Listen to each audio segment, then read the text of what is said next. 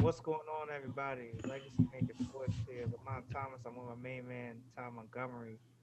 We've been giving you guys the NBA recap and preview, and this is just after Game Five, and 3-2. Miami gets the win. And Todd, what do you think? What are your thoughts on the game, man?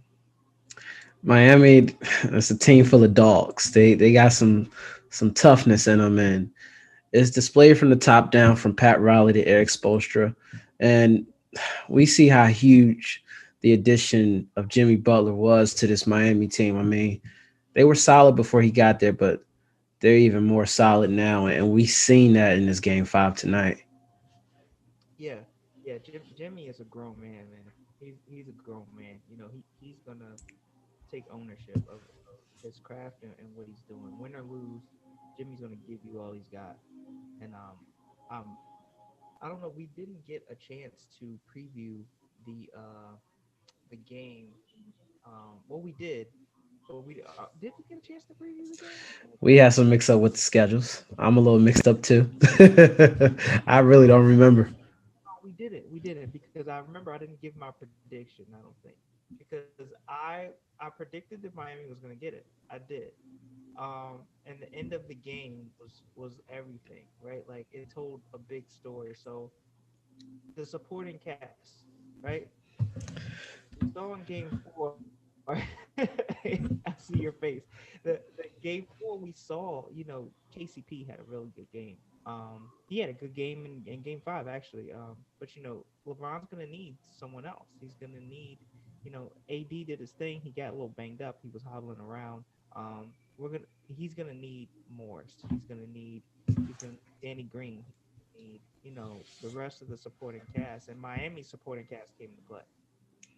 They did, and I think the name of the game is defense. The Heat played better defense than the Lakers in this game, really in this whole entire series. I mean, that's what it's going to come down to.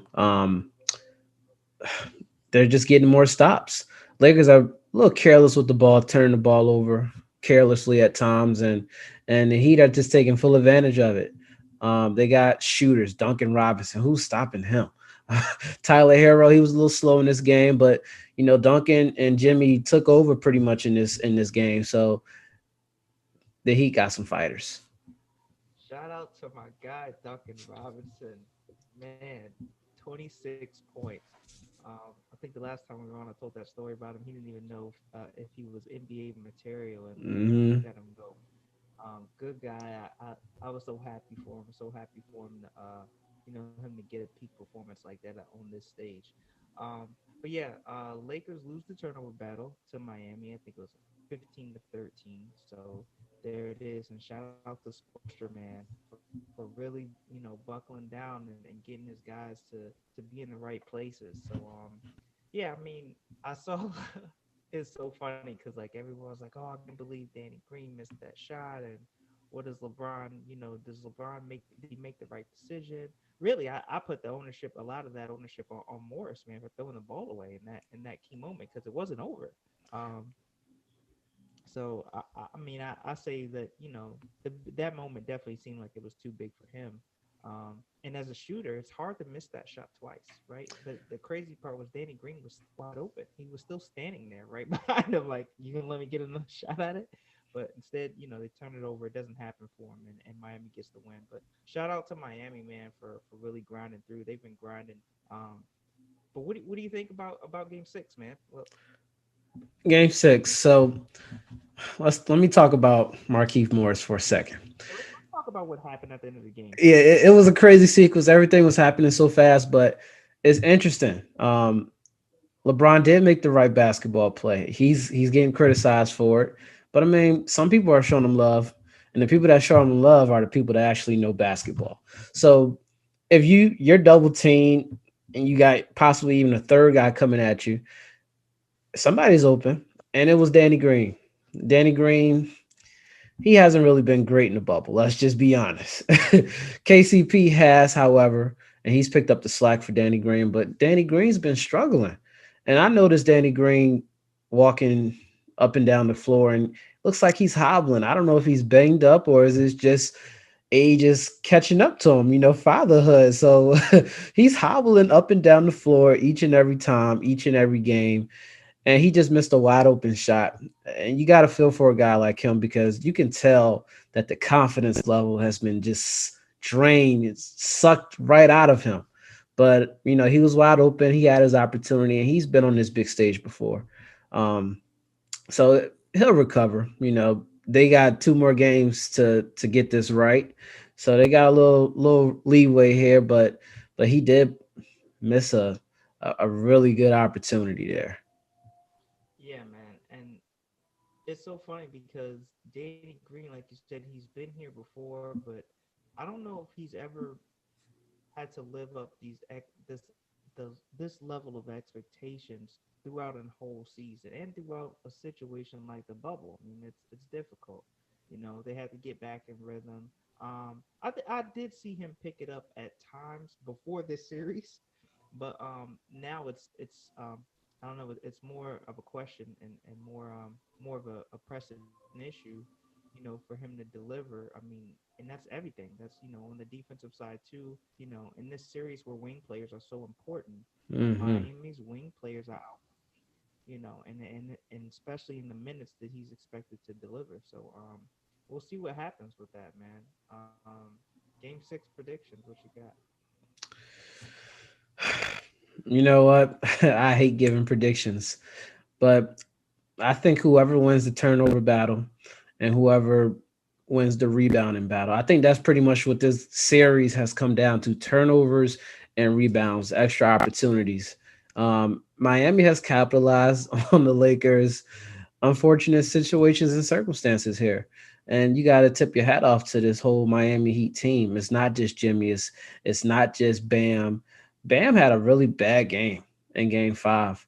But guys picked up the slack. Guys like we mentioned, like you just mentioned, Duncan Robinson, Hero, Kendrick Nunn. He's been playing solid for them too. Who that's my guy, by the way. Who I really feel like he deserves some Rookie of the Year love because I mean, Ja and Zion, they just pretty much stole the spotlight. But Kendrick Nunn is he's going to be a solid point guard in this league for years. And I think Miami got a gem there, but for game 6 and as far as prediction goes, I think it really just comes down to turnovers and it comes down to rebounding. That's pretty much the name of the game here. Yeah. I mean, and it's funny because I did see Miami get in this game and almost in this fashion, right? Like they have to play daggone near perfect down the stretch. And I think, but when you think about it, with the inexperience that they have, I don't think the moment can be too big for them yet because I don't think they defined the moment, right? Like they're so stuck in the moment and trying to belong that sometimes that pressure that the Lakers feel isn't added to them, right? Because just like kind of like the whole Denver story, like Hmm. each game of this series is just another chapter in the saga. And from what I've seen, it doesn't look like they have too much fear. They don't, they're not bug-eyed in the moment. They're just trying to be. And I think sometimes that's a good place to be. But I think in order for the Lakers to bounce back, they're going to need their supporting cast. And you talk about Bam didn't have a great game. So Miami's taking their lumps too here and there. The fact that people like Dwight Howard, I saw him give up some buckets, on the defensive end, give up some rebounds underneath the basket to none under the basket. There were Yeah, times I where it just remember. seemed like he wanted it more, right? And so now I don't know if you're other players and if you're in that Lakers locker room, I feel like they have to hold each other accountable and say, "Look, man, I know each and every one of you believed that when you came to this squad that you're going to get a championship and you're going to get an opportunity to have your hand in a championship. Well, this is it. This is the time. So everybody needs to do their part and everybody needs to act like that the championship is dependent on them. You know, And that's the thing. So for Miami, it's literally darn near hard to almost impossible to win 3 straight games in the NBA Finals, yet alone in any playoff series, right? So that's the case there. It's hard to win three straight, but we know it's not impossible. The one and only that Cleveland Cavalier team, they're the only ones that did it. But so it's not impossible for Miami to possibly win these three straight games.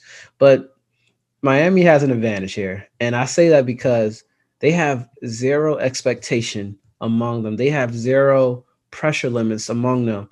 When you're missing Gore and your starting point guard, he's out. You're not expected to win this series, man. I mean, you're playing against LeBron, so much pressure on LeBron. They want to win. They want to do it for Kobe.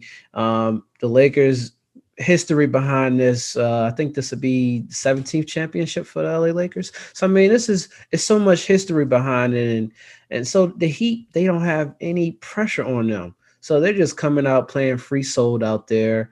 If they make a mistake, so what? They're young, they're inexperienced, they got excuses that they can make, legit excuses at that. So the pressure is on the Lakers, and it's hard to just go out there and try to win a game when you got so much pressure on you, so many expectations on you. So we can see this here, and I think just being inside the bubble, no NBA fans there, because if you're on the road, you may get booed or something like that. So it's no pressure at all for these young guys on the Miami Heat team. So they got a good support system in that area right there. But um, the Lakers, you're right, they got to get support from their supporting cast. Markeith Morris, he had that turnover late in the game. And by the way, I feel like he did make the right basketball play. AD was down low. That's your go-to guy. So, he had good position down low too, and he had an easy layup. But he just overthrew it just a little bit, and Markeith Morris had 0 points. He missed all of his shots. So I feel like, he's been solid throughout this whole series. He's actually been solid throughout this whole playoff run that the Lakers have been on. So for a guy like him to make that pass after having such a bad game, it's expected. It's no surprise. A guy like Danny Green to miss that wide open shot, it's no surprise because he's been struggling too. But LeBron made the right basketball play, and you got to give credit to LeBron James. He didn't he didn't miss many shots in this game, and his 3 point shot was falling too. So he silenced the critics with that. He had the killer instinct.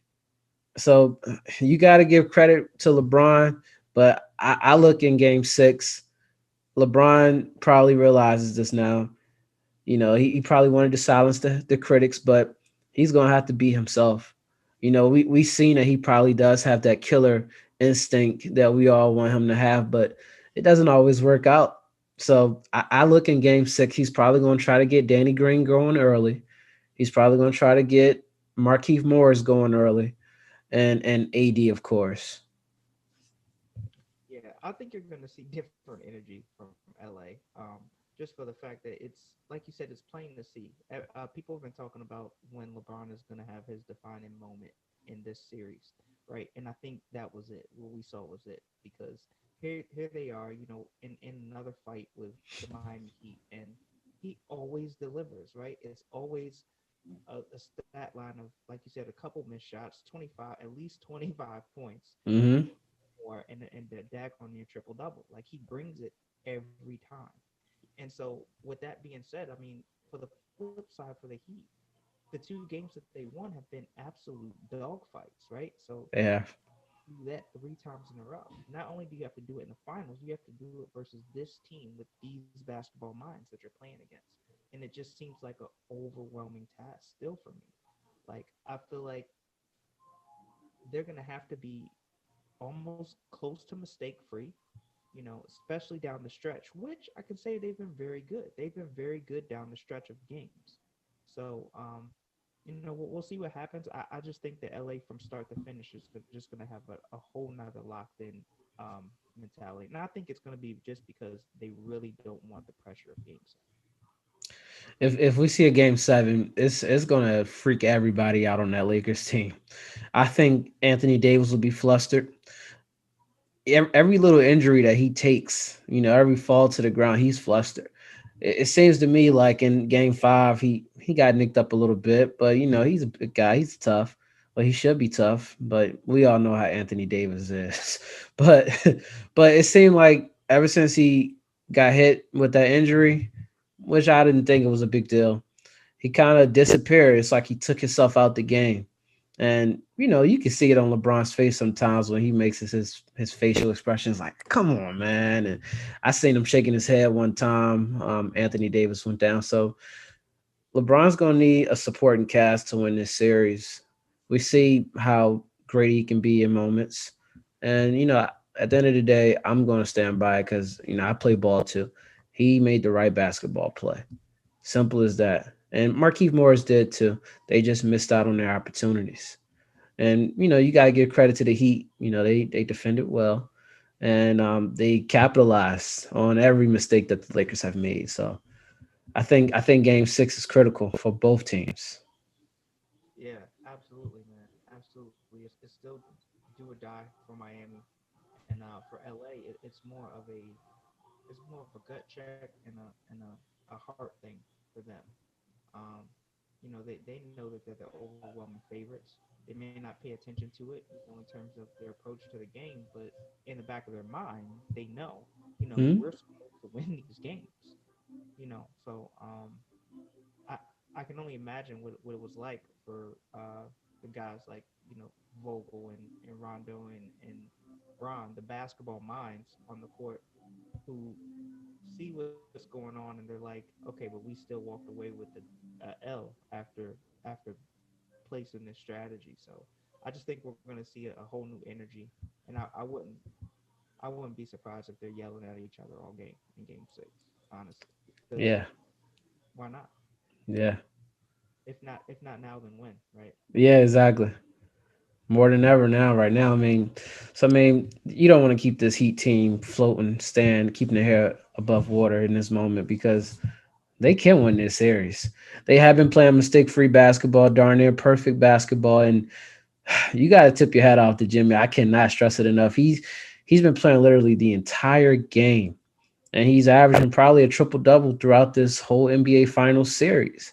We've never seen nothing like this from Jimmy before. He's always been you would think of Jimmy as your defensive stopper, your defensive star, who can get you a bucket every now and then, who can be your leading scorer if he's not playing with the premier score. And Jimmy has really turned it up in this NBA final series. I mean, his numbers has gone up each and every series throughout the entire playoffs. So I think the coaching staff around Jimmy has set him up to be successful, and they got the right pieces in play. And Miami, they shrunk their bench. Only 7 guys played for the Heat, and they're tired, man. Let's just face it, they're tired. So I mean, the Lakers they gotta capitalize on this and take advantage of that, especially with all that size. Yeah, I see the same thing. Like you said, Spoelstra has shrank the rotation, but it's still pretty potent, right? The fact that they're locked in defensively, and let me tell you something about Jimmy. If he's not being guarded on ball by Anthony Davis or LeBron James, you can almost chalk it up. It's a bucket, right? He improved his game that much that I saw sometimes in Game 5 he had ISO, and it was whether it be Morris or even Dwight Howard. Oh my goodness, no, they're not stopping him. He does what he can do what he want with them. So they better be ready to help out, and they better be ready to get in position defensively because Jimmy coming. Yeah, Jimmy is coming. So what do you think? You got Lakers or Heat in Game 6?